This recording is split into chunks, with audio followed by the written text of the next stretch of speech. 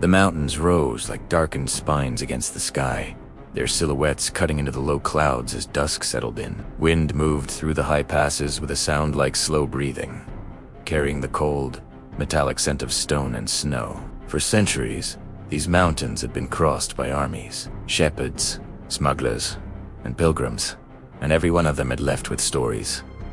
Some were written down, most were whispered, and a few were never spoken again. The patrol began its ascent just as the last color drained from the horizon. 6 soldiers, moving in single file along a narrow trail carved into the rock by generations of boots and hooves. Their orders were routine reconnaissance, terrain familiarization, radio checks, but the terrain itself had a way of making routine feel temporary. Radios crackled inconsistently. Compasses drifted by a few degrees. Even the most experienced among them felt it, that quiet pressure in the chest, as though the mountains were listening.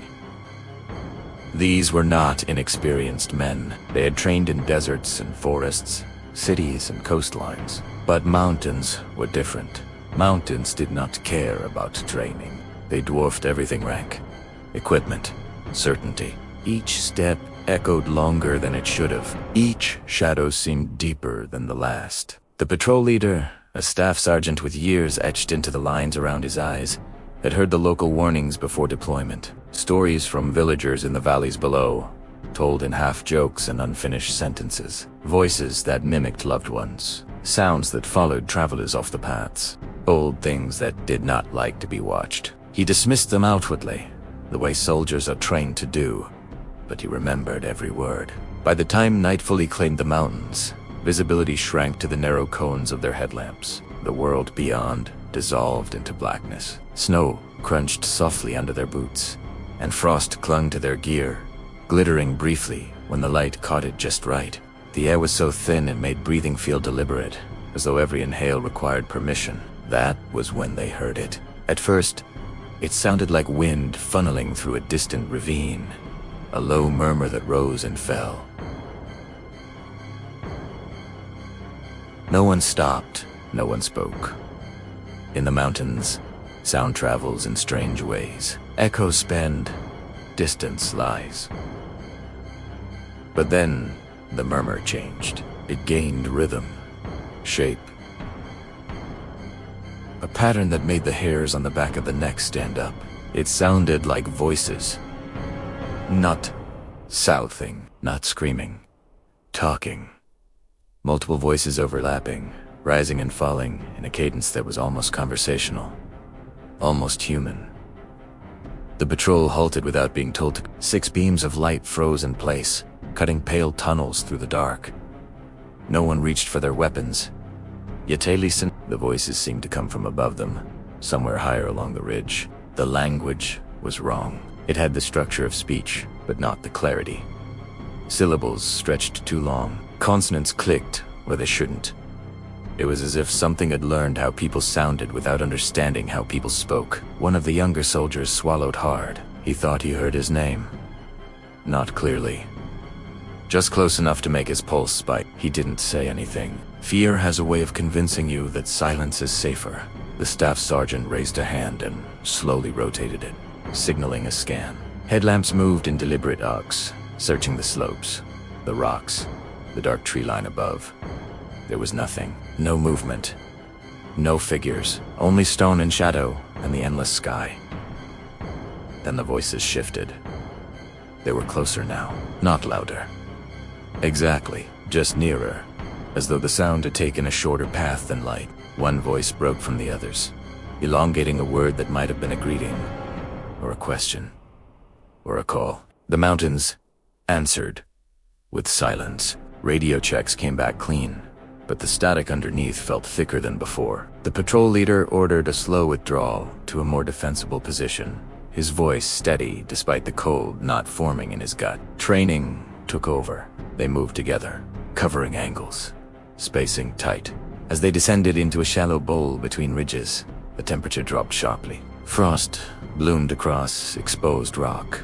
Their breath fogged instantly, hanging in the air longer than it should have. That was when the voices began to echo from multiple directions. Above, below, to the left, then the right. Surrounding them, the soldiers stopped again, backs nearly touching now, lights sweeping in, overlapping patterns. The sounds were no longer conversational, they were imitative. Laughter that ended too abruptly, a cough that repeated itself with mechanical precision, a voice that sounded like a mother soothing a child, though none of them could say why. One soldier whispered that this place was known for something, that the villagers had a name for it, a name that translated poorly into their language. Watchers, callers, the ones who borrow voices. The staff sergeant cut him off, not out of disbelief, but because saying it aloud made it feel more real. The voices began to descend. Footsteps followed, crunching snow where no one stood. Rocks shifted uphill, dislodged by unseen weight. The soldiers tracked the sounds with their lights, fingers tightening on triggers, hearts pounding so hard it felt like the mountains could hear them. And then, suddenly, it stopped. All of Italiano. The silence that followed was not peaceful. It was heavy, pressurized, the kind that made ears ring and thoughts race to fill the void. No wind, no voices, no footsteps, just 6 men standing in a frozen bowl, breathing clouds into the dark. They waited. Seconds stretched into minutes, muscles burned from tension alone.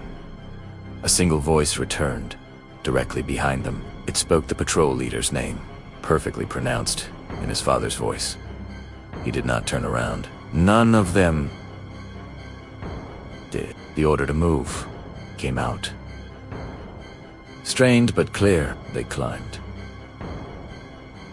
Faster now, disciplined, fraying at the edges as instinct took over. The trail felt longer than before, steeper, as though the mountain itself resisted their retreat.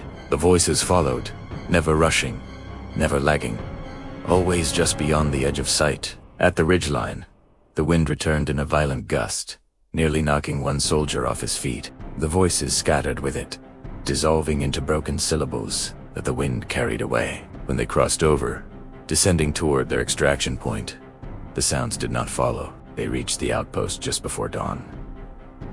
Faces pale, eyes sunken. None of them spoke about what had happened. Not then. Reports were filed. Language was careful. Auditory anomalies, environmental effects, fatigue. But none of them volunteered for mountain patrols again. Years later, one of them would finally speak, sitting alone, older now. The mountains far away, but still present in his dreams. He would say that the voices never asked them to follow, never threatened, never demanded. They only called, as if the mountains themselves were lonely, as if something ancient had learned that the easiest way to draw people in was to sound like home. And high above those valleys, when the wind moves just right through the stone, travelers still report hearing voices in the dark, familiar ones, calling from places no one should be standing.